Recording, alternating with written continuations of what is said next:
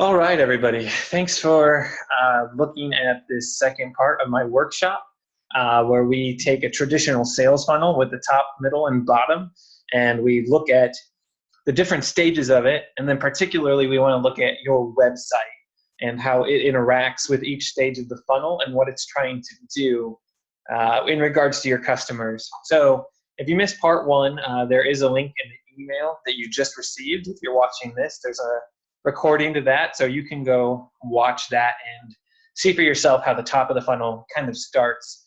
This is going to be digging into the middle of the funnel.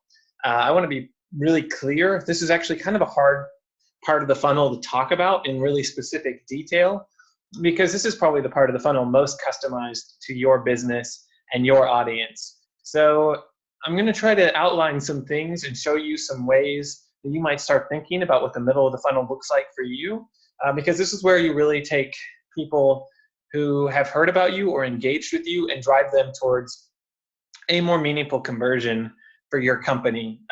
This is where you start trying to turn them into profit, revenue, whatever you might want long term, whatever the core need of your company is from a user online. This is where you're going to make it happen. So we're going to talk about three different things. We're going to talk about email automation. We're going to talk about A/B testing, and we're going to talk about remarketing and how each of those increases your conversion rate of kind of from the top of the funnel, how it draws people from the top of the funnel into the middle of the funnel and into a conversion for your website. So we'll be discussing that. So let's launch right in. First of all, I'd like to say thank you to Startup Junkie Consulting, Jeff, Brett, and the team over there, Michael, Haley, everyone else. They're extremely supportive, and I really, these events would not happen as easily or as well without their support. So really want to thank them. If you don't know who they are, you really need to get to know them. They're super helpful, and they're basically the go-to people to talk to if you have a small business or startup problem in the area. I also just want to thank Fayetteville OPO. I know you're listening to this online, but they allowed me to host my workshop for free. Brandy McCula is a really good event venue manager and has taken a space that nobody was using and converted it into a meaningful center of business. And I think that that's a really awesome story about the Fayetteville startup scene and really startups in general. So just wanted to give a shout out to those people and thank them for their contributing to my success in hosting this. In case you don't know me, in case you haven't been to the first workshop or the second workshop, and this is the first time you're hearing my voice, I'm really briefly going to touch on my background. I graduated from school with a degree in business administration and marketing, and I came out and started working at Acumen Brands, and you might know it as Country Outfitter, working with kind of John James and some other people there doing email acquisition and heavy pay-per-click ad campaigns through Google, Facebook, doing a lot of social giveaways, all that kind of stuff, and played together into creating a lifetime value of a customer that was really unique and is something that's kind of been inspirational in my journey here. After leaving them, I went over to Field Agent and started learning kind of the B2B world, longer lead cycles, content marketing, email lead nurture campaigns, really looking into a lot more behavioral triggers on site than you would sometimes with retail. And so kind of got the full range, went from retail over to B2B, doing market research and everything on their app. And so kind of got the full gamut. And from there, I've spun off and done work with a couple companies. You can see a couple of them there, Blue Sun Vacations and Explainify. And I'll show you some of the work I've done with those companies today. That's why I'm mentioning them. And then I showed a few certifications down there. Take them with a grain of salt. I have tried to tailor these things to the local communities and to kind of startups adapting needs, but these are things that I've learned at companies and also taken certification courses for, and I'm not trying to just pretend I know anything. I want to give you guys the best practices in the industry to succeed. So anyway, that's kind of the opening statements. If you want to watch part one, I recap this for the people live, but you have the ability to go watch the video and the email, so go do that if you want to know more about this slide. So let's talk about email automation. My goal here is not to just talk at you, but to kind of throw open the hood of marketing and show you a few examples on each of these of how you might be able to do it. So email automation, the basic thing you want to do is your employees have limited capacity to work. There's only so many things that they can do in a day, and honestly, they have to go home at the end of the day. They have to sleep, they get tired, and even if they don't get tired, they can't be monitoring a lot of behaviors on your website. If somebody goes to a certain page on your website, if somebody downloads a form, at the top of your funnel or something like that, your salespeople, you'd have to have a crazy large sales team to really be able to manage all these things. Or you could, much cheaper than an employee, get a good email automation service provider like ActiveCampaign, HubSpot. If you do retail, Klaviyo is really, really good. And all of a sudden, now you have a cheap employee who never gets tired, never goes home, and also can monitor all those behaviors and follow up with people to try to engage them further. So that's why we want to do email automation, and that's something that can draw people from that top of the funnel stage into the middle of the funnel and engage them to a point where we can hand them off to a sales team. So a couple of things we want to automate responses to is emails based on user behavior, like form submissions or pages visited. Some other things we want to automate is assist your sales team. I mean, you can make them a much more productive and happier group of people if you're not just overwhelming them, but empowering them to follow up with the best leads possible. I mean, your sales team they're troopers, okay? I guarantee you a lot of sales teams out there are grinding nonstop. And some of those leads that they follow up with are no good, and they do it anyway. So help them out by, telling them when ideal clients might be on site. Send them internal notifications to help them follow up with clients. You can automate any busy work. And I'm going to show you a couple of examples of all these things. So let's go look at what I'm talking about a little bit. I want to show you HubSpot to start off with. You can do most of these things in ActiveCampaign or really any good email automation tool. But let's look at an example of a form submission. So let's look at this video and storytelling drip campaign. So what's going to happen is this is triggering off of a form on this landing page. So we have a video series, 5 videos, 5 days. They're 5 minutes each. And it's really trying to show people the power of video and storytelling, because that's what Explainify does. And that's what they're amazing at. So somebody could come in here on this page, and they've got an opportunity to open this up and download the form. If they sign up now, we could ask our sales team to follow up with that. But these people aren't ready to buy. Why ask our sales team to follow up when we can build an automation and start delivering them these emails automatically? So you can see I'm delivering an email, I'm delivering another email.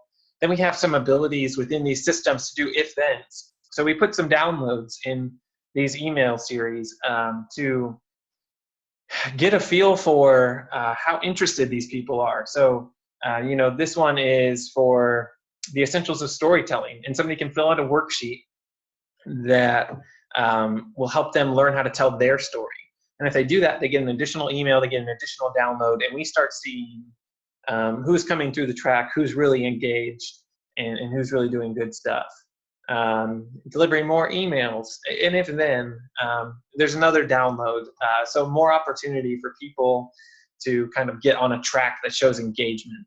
And then you see at the end, we get down here, we deliver them a bunch of emails, but we don't want to just end on the content. We actually send them one email at the end that's like a free discovery call. So it's like, hey, go to our landing page and sign up for a chance to talk to our experts for free. And so that's an example where instead of asking our sales team to follow up, we're cutting down time, and increasing efficiency by just delivering these automatically. And that's a really simple way you can use email automation. Another way you can do this, here's some examples. I just built a bunch of random criteria just to show you the power these tools have. So say you want to tell somebody somebody on your sales team that an ideal client has been on your site recently. So you can come in here and you could say a contact, time of last visit is less than 1 day ago. And you can even clarify. You can use AndLogic to say maybe their life cycle stage is a marketing qualified lead. That means that they've done something, or they have maybe a job title or a company revenue threshold that is really interesting to us, and so we've identified them as a really good lead, but we haven't sold to them yet. So if I say done and then I save, now anytime that somebody's been on the website less than 1 day ago and they're a really good lead, now we could send an internal email to whoever the appropriate salesperson would be, and we can let them know, hey, this person looked at our website again. They obviously showed some interest. Follow up with them, see what was going on. And this is really going to almost operate in real time. I know it says 1 day ago, but this is going to update. It's going to, anything less than a day for a lead like this, and your team is getting an email. Another thing we can do, say we had somebody go to this page, they looked at the form and they decided, nah, I'm not really interested. Well, if they were a contact already, what we can do is we can say they went to this page and they looked at it, and then form submission. We can actually say they did not fill out a form. We can select the right form, and we can select the correct page. And then once we've done something, now we can build out a workflow for the people who didn't sign up. Maybe they weren't interested in that. Maybe we try to get them to do something else. Maybe we were like, hey, maybe they went away and they just didn't have a good chance to fill out the form. They got distracted at work, at home, whatever. And we want to give them kind of a gentle push, like, hey, did you see this? I mean, why didn't you sign up for this? And try to not just let them walk away. We have a chance to engage with somebody who engaged with us. And just because they didn't fill out a form doesn't mean that we have to, just shrug our shoulders indifferently. The other thing we can do is, say somebody fills out a form and we see that their job title comes in and they're a senior marketing director. Okay, well, if we just had a first name and email, that's not that interesting. But if we have a first name and an email and all of a sudden we know their job title is senior marketing director, okay, that's kind of interesting and we want to talk to them. And then you can even clarify. So I want to say their job title is senior marketing director, and maybe they have a company annual revenue of $500,000 to $999,000. Okay, I saved that. Now, anytime somebody meets both of those criteria, maybe they're not the perfect lead, but we'd like to kind of put our eye on them and start seeing maybe what we can do. Again, we can send an internal notification to the appropriate salesperson and let them follow up with that. So the last way we can use email automation is, like I said, take out busy work for your salespeople. There's a lot of leads that they follow up with that are honestly kind of just pure garbage. And your salespeople will thank you if you can clear out the clutter and let them really focus and put all their energy into really good leads. So here's one that we did for our team, where they came in, they filled out one of our bigger forms. We call those MQL forms, Marketing Qualified Lead.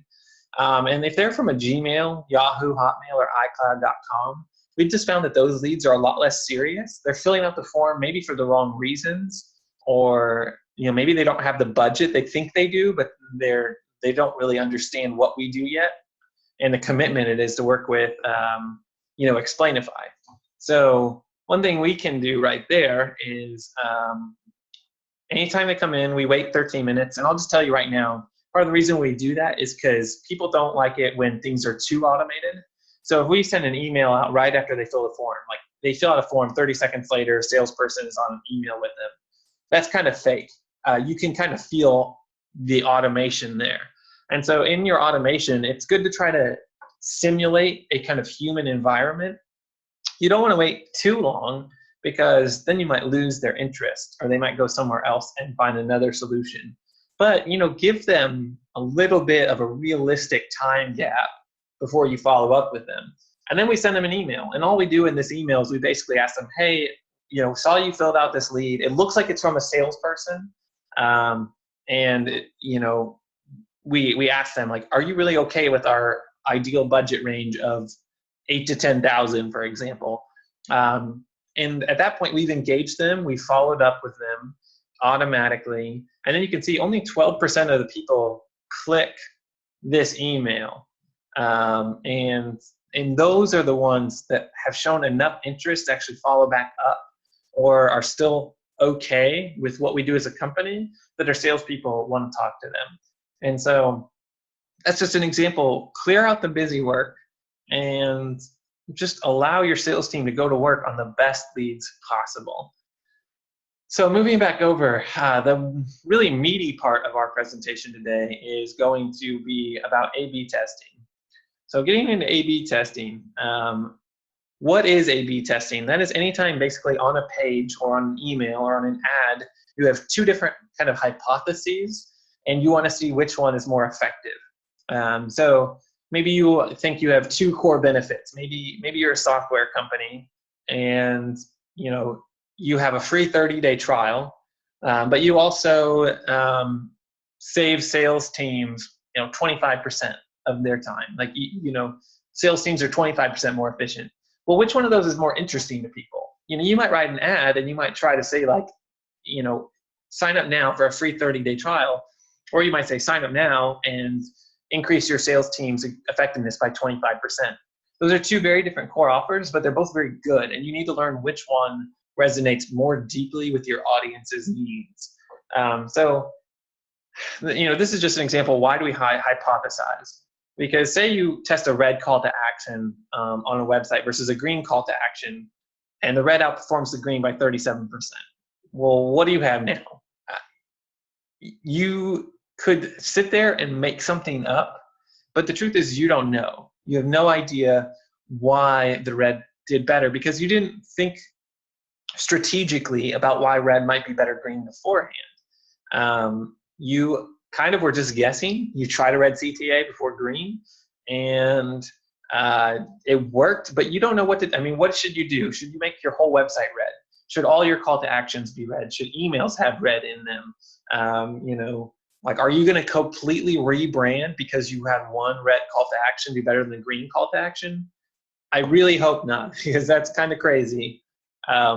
So how we could have hypothesized there is, say you live in a industry where you work with people who feel a lot of stress and a lot of pressure, and when they come to you, they have emergency type needs.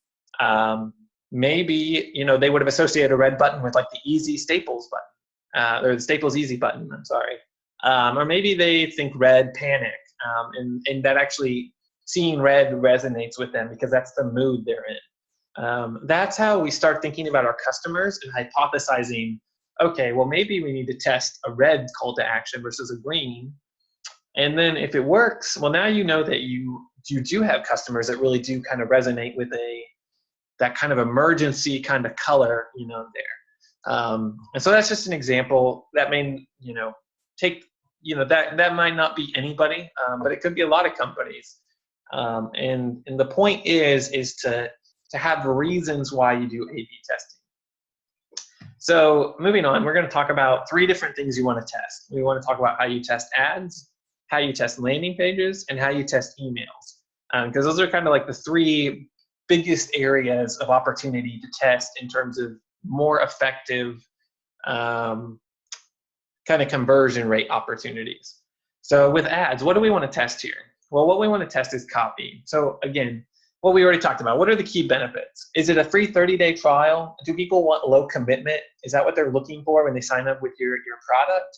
Or do they care about the results of your product?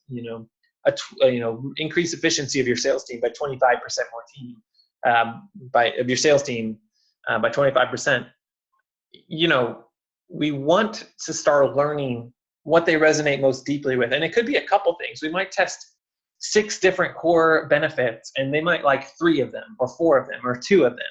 And once we know that, then we can start figuring out strategically, how do we get both of those into all of our messaging, into all of our copy? And you're really just looking at click-through rate on these ads to measure the effectiveness of them and to see which one is right off the bat leaping off the page and resonating with your audience. And then the other thing we want to test is ad types. So maybe your users are stimulated by videos. Maybe they like a lot of long copy. Maybe they like, infographics or you name it. They could like a bunch of different things. They might like testimonials. They might like, case studies. What you want to do is start testing out the best formats to deliver those different types of media through, and start seeing what your people really like, because this is going to affect later on. This affects your landing pages, your emails. If people like a lot of long copy with not much imagery, you don't want your landing pages to be media heavy. You don't want a lot of images and low copy. You want the opposite. So this is a chance for you to start getting a feel for what your customers might like. So let's take a few looks at what this looks like. So coming into here, let's just take a look at a campaign I ran for a client the other day. And you can actually see in this ad group, I'm sorry, I must have gotten into the wrong campaign. Here, let me try.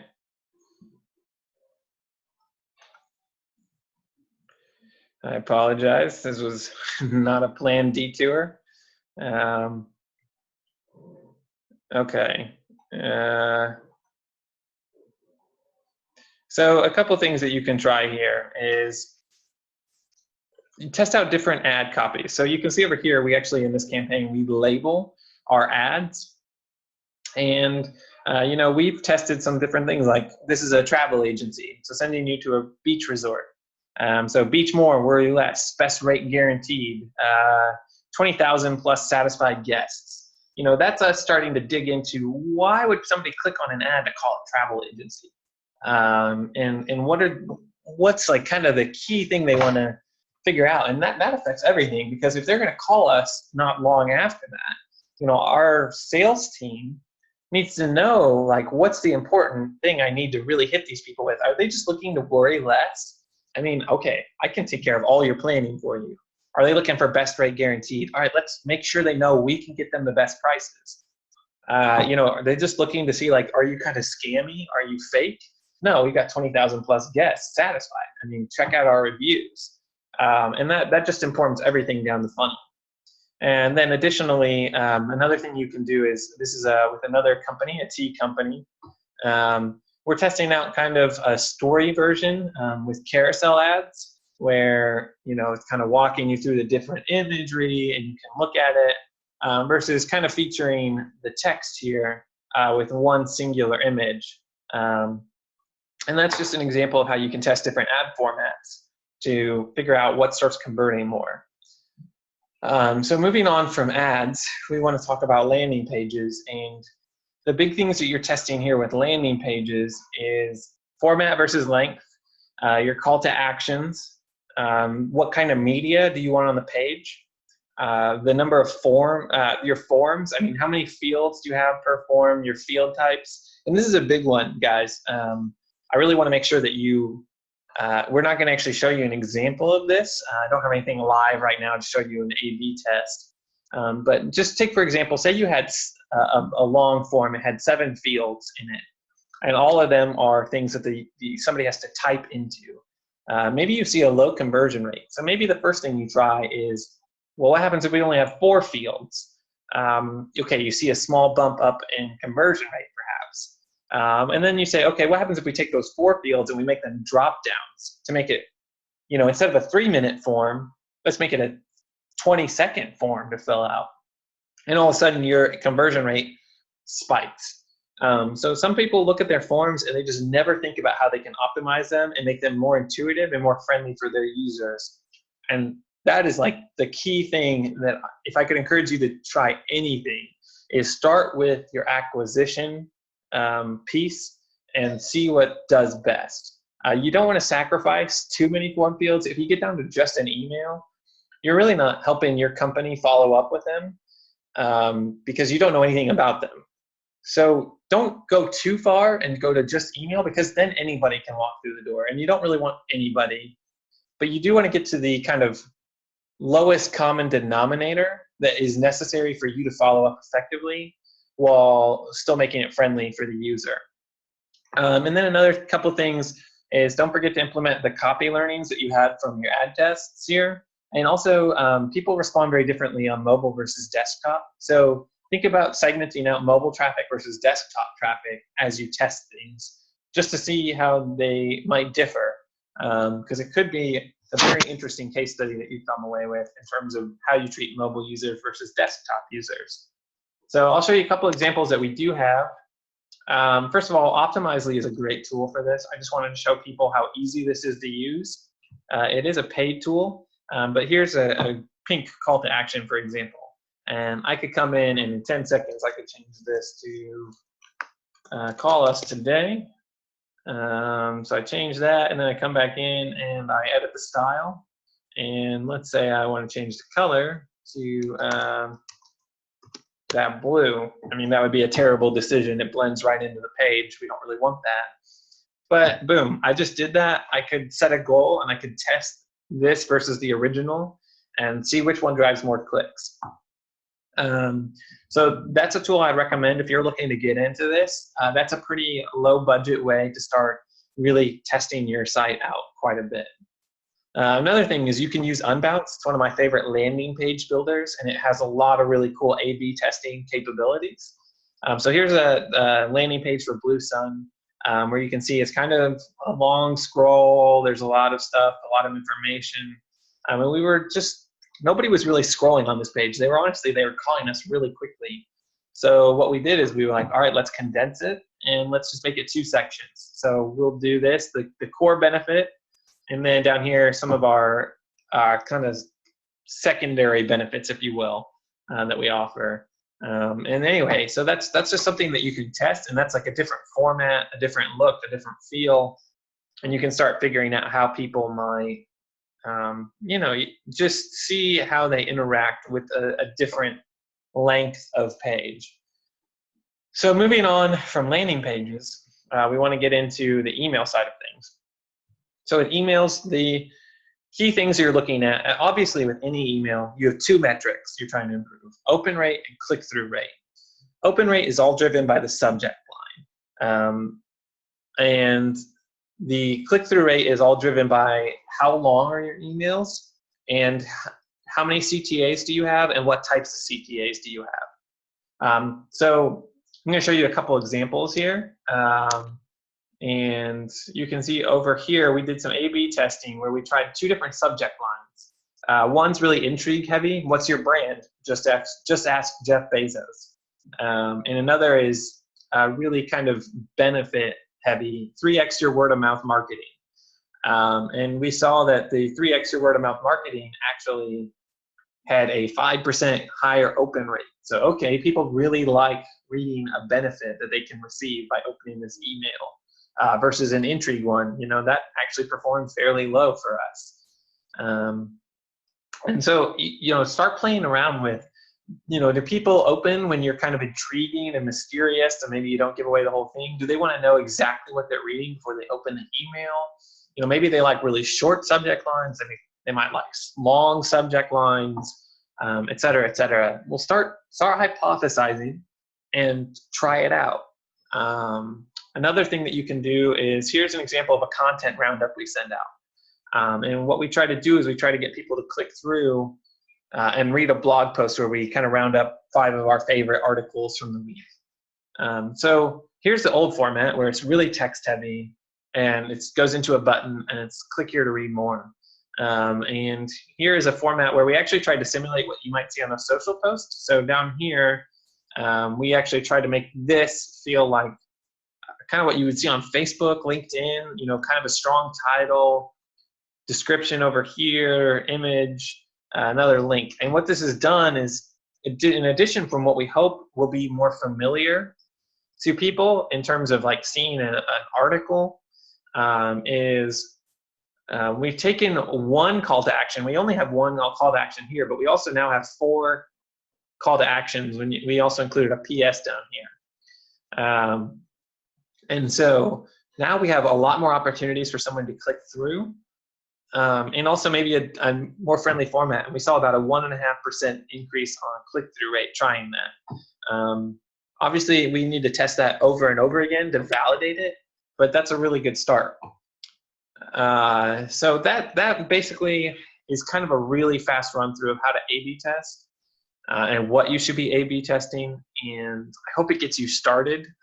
Like I said, this is all going to depend on you personally, what you need for your customers. So it's really hard to get super in depth here, but I hope that helps. The final thing I want to talk about is remarketing. So say somebody came to your page, back in the top of the funnel part of the workshop. They came, they visited, they left. Well, that doesn't mean that they're gone. What we can do is we can start building campaigns that re-engage your past website visitors. And based on their behaviors or their actions that they took on the website, we can start trying to figure out ways to bring them back to the website, whether that's bringing them back exactly to where they were, or whether that's sending them to something like further on down the funnel.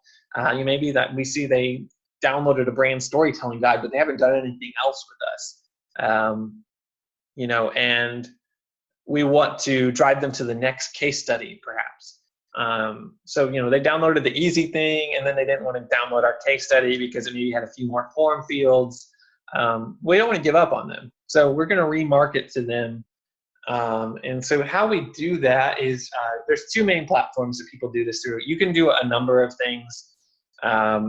There's many ways that you can do this, and there's a number of platforms out there that could help you. I'm sure if you Google it, there's great ways to get started that are low investment.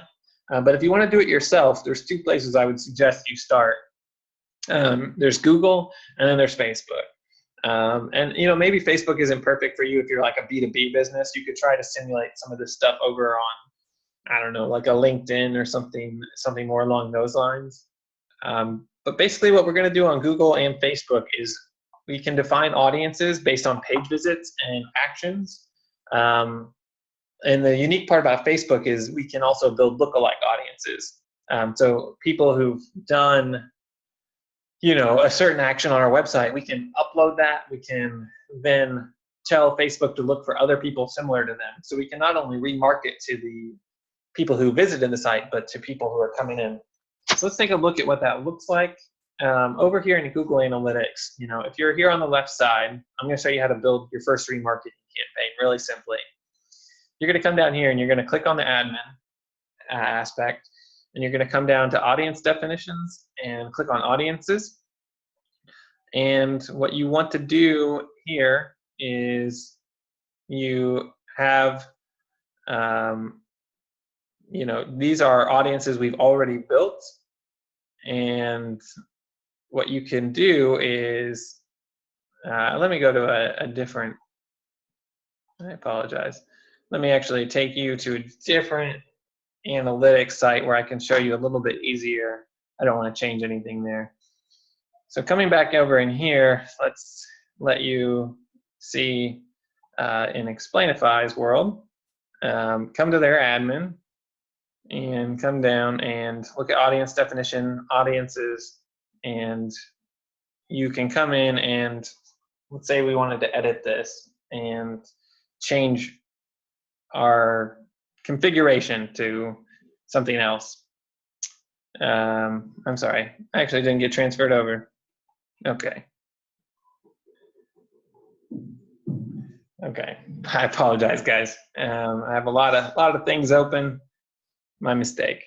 Okay, so once more, come down to the admin section and come down to audience definitions, audiences, and once we're here, we can create a new audience and we can select the account we want in next step, and then we can create a new audience definitions. So say we wanted to retarget people who came to this page, but we don't know who they are, and we wanted to try to get them to come back. We could actually come in here in conditions. We could look up page, and we could put that in. We could put the URL, and then we'd save this. We'd apply down here. And that would save our audience. So then if we wanted to, coming over into AdWords, you want to make sure the AdWords and your analytics are linked up. But we could come over here and we could start creating the campaign. We want to make sure that we do display network only. And from there, it's going to ask us what kind of goal we want to accomplish with the campaign. And once it asks us that, if it ever loads, so say we want them to engage with our content. We come down, we do United States, we do $1 per day, and then we save and continue.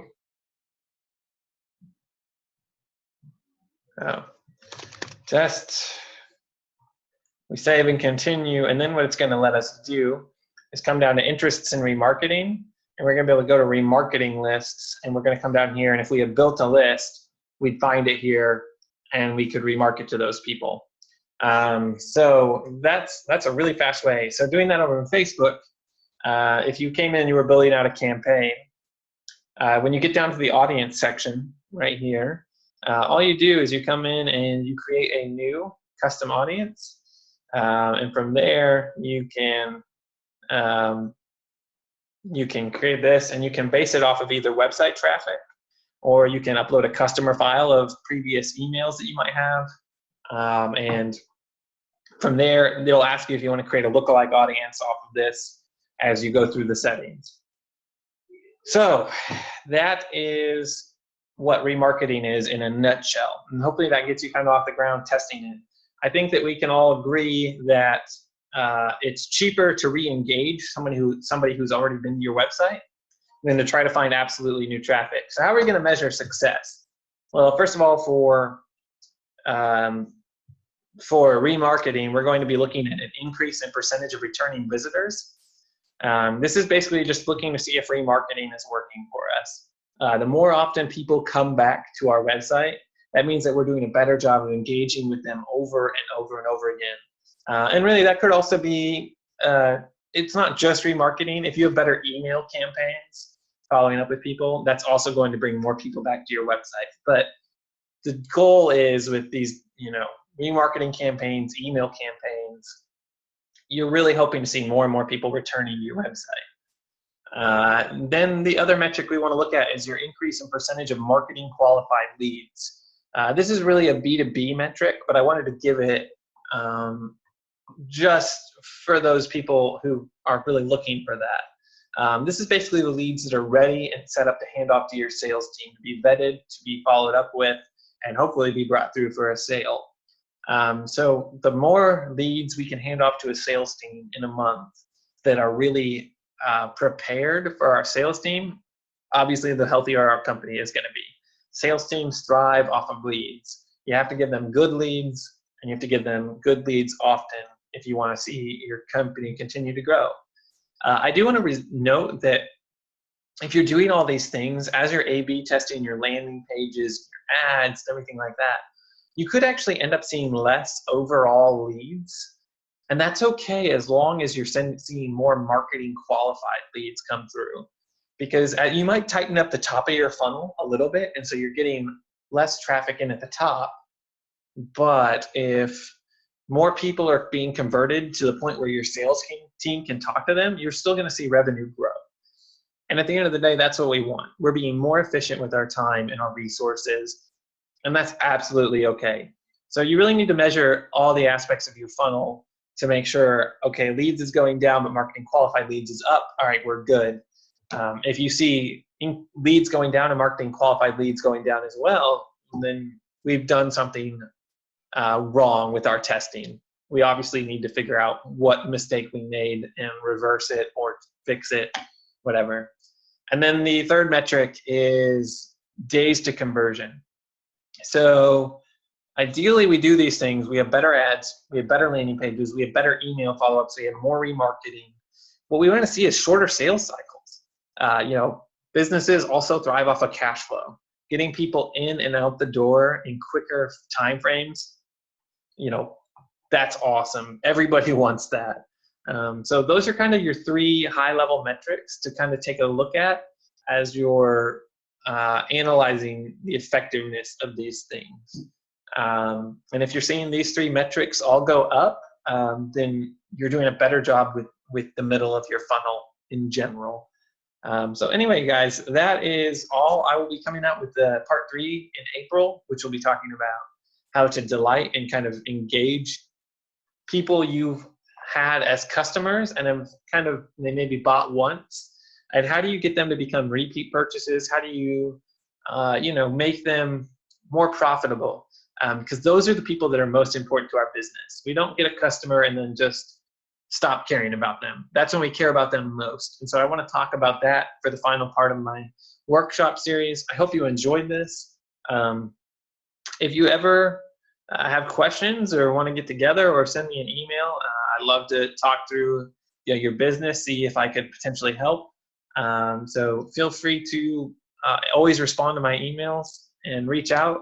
And I hope that this helps you, gives you something to go back to your business with and start trying things. The middle of the funnel, guys, is just all about A/B testing. If I can leave you with nothing else, test, test, and test. Make sure you hypothesize, but make sure you're also testing. If you do that, then you're going to set yourself up for a lot of successes. So thank you all for listening. If you made it to the end, you're a trooper, and I really appreciate you putting up with me for this long. And hope to see you around sometime. All right. Thank you, everybody. Have a good weekend.